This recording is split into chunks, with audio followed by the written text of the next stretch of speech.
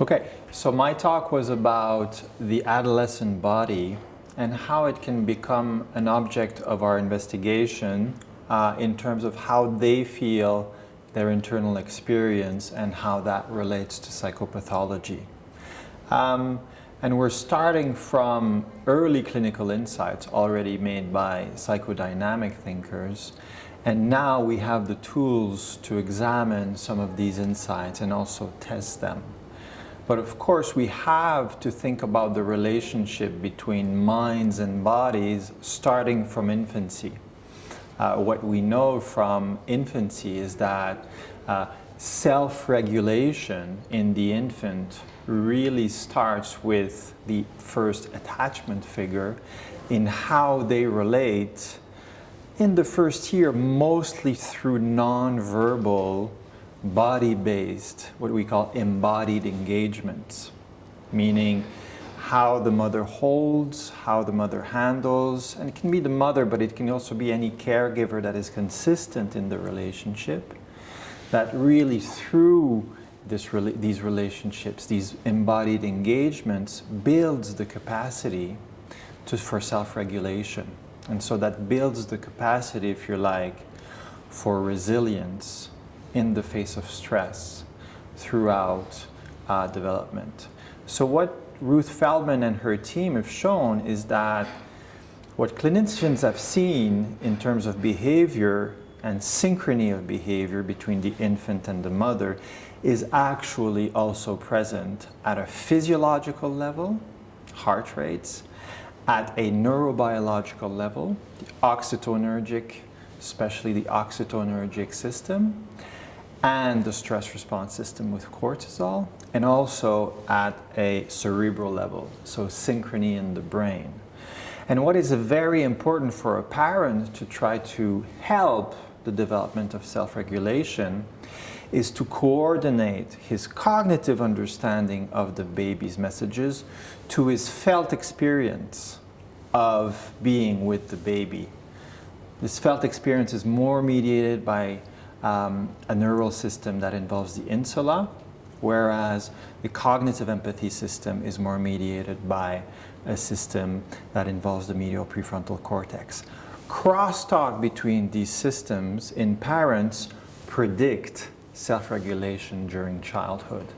And this is very well, and this goes very well until adolescence, where parental programming does not work that well anymore.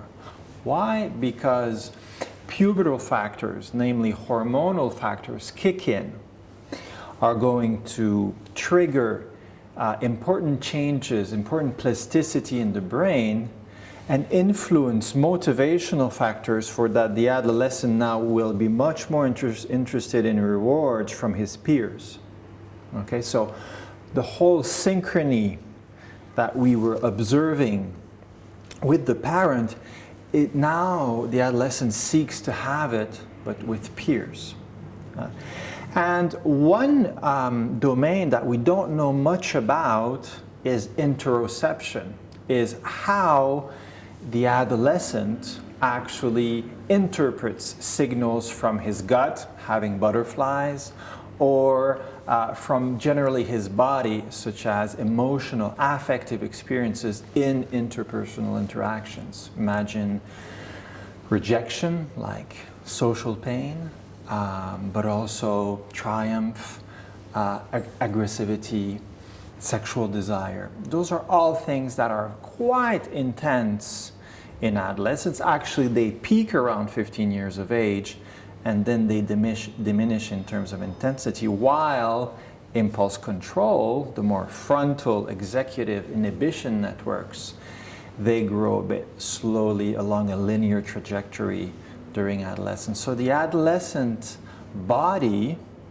is where minds meet brain, because the minds of his peers and the minds of the people of the new social relationship that reflect upon and that come upon in synchrony with his own behaviors and with his discoveries are going to shape the way that the adolescent is going to reflect and also to self-regulate. So what does this have to do with psychopathology? Well, the third part of my talk, the last part of my talk, I mentioned that, well, interoception, mentalizing, so interpreting body cues, but also interpreting body cues in the other, goes along a development which, as Deborah Badu showed in our team, is slowly growing during adolescence.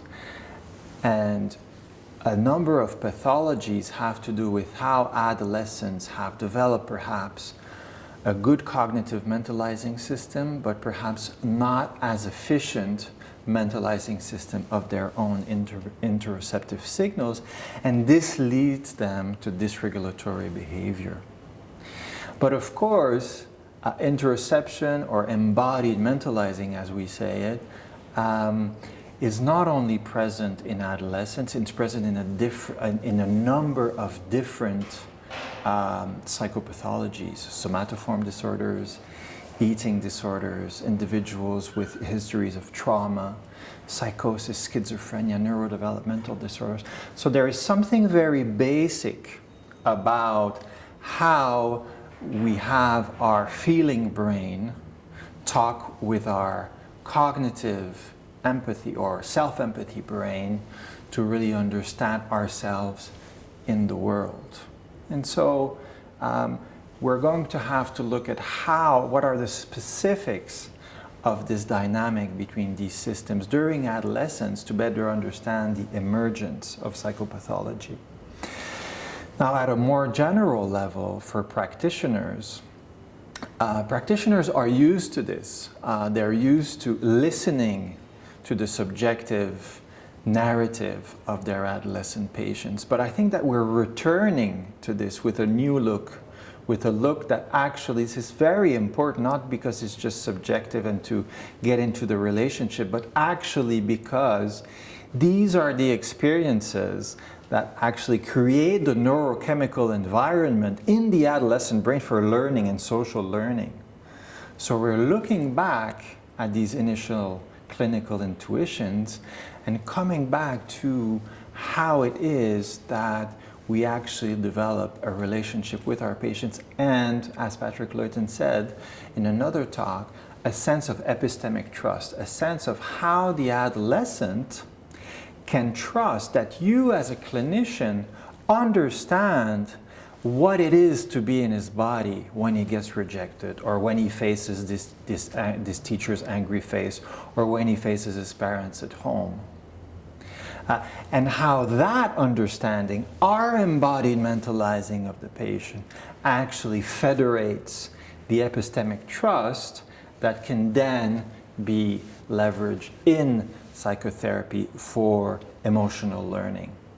So if I had one advice to give to clinicians, is to really think about that dimension of their work and see what are the things they do that actually help the adolescent have that experience with them, but also identify the things that sometimes they do that impede that kind of relationship within the clinical encounter. And also open to other ways of intervening in the environment, with the family, for those harder to reach individuals who actually rarely come to consultation. How are we going to translate this knowledge that we've gleaned from decades of experience in psychotherapy for interventions, contemporary interventions, for these youths that really need our help and our insight. Thank you. Okay, thank you. Ça va? On l'a fait?